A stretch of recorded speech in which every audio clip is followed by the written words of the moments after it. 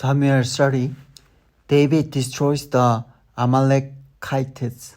David and his men reached Ziklag on the third day. Now the Amalekites had raided the Negev and Ziklag. They had attacked Ziklag and burned it, and had taken captive the woman and everyone else in it, both young and old. They killed none of them, but carried them off as they went on their way. When David and his men reached Ziklag, they found it destroyed by fire, and their wives and sons and daughters taken captive.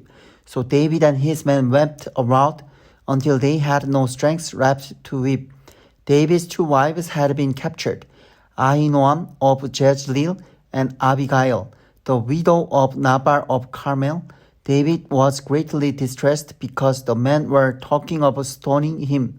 Each one was bitter in spirit because of his sons and daughters. But David found strength in the Lord his God. Then David said to Abiathar the priest, the son of Ahimelech, "Bring me the ephod."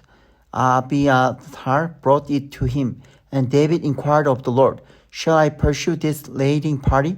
Will I overtake them?" "Pursue them," he answered. "You will certainly overtake them and succeed in the rescue." David and the 600 men with him came to the Besor valley, where some stayed behind. 200 of them were too exhausted to cross the valley, but David and the other 400 continued the pursuit. They found an Egyptian in a field and brought him to David. They gave him water to drink and food to eat, part of a cake of pressed pigs and 2 cakes of raisins. He ate and was revived, for he had not eaten any food or drunk any water for 3 days and 3 nights. David asked him, "Who do you belong to? Where do you come from?" He said, "I am an Egyptian, the slave of Amalekite. My master abandoned me when I became ill 3 days ago.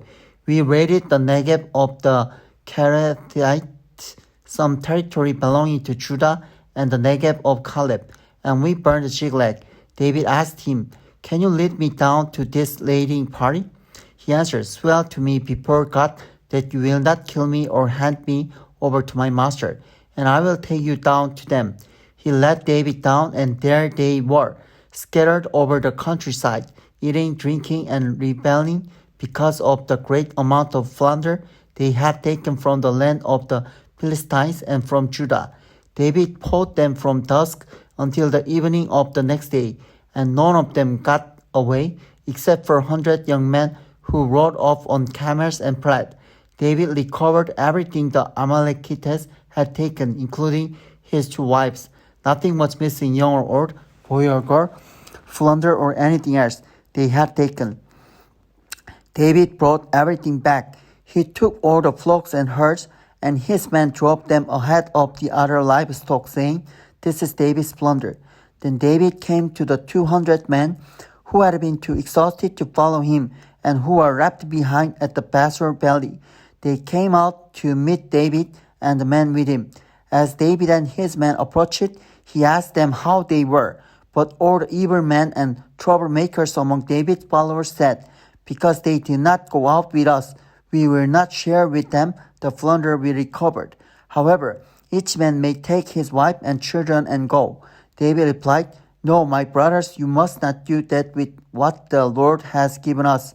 He has protected us and delivered into our hands the raiding party that came against us. Who will listen to what you say?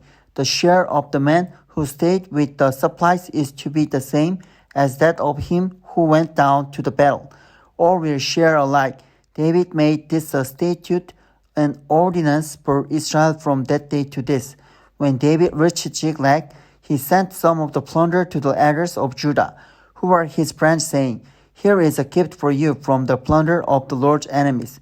David sent it to those who were in Bethel, Ramoth, Negev, and Jethile, to those in Aroer, Sipmoth, Eshitemoa, and Lakar, to those in the towns of the Jerahmeelites and Canaanites, to those in Hormah, Bor Ashan, Athak, and Hebron, and to those in all the other places where he and his men had roamed.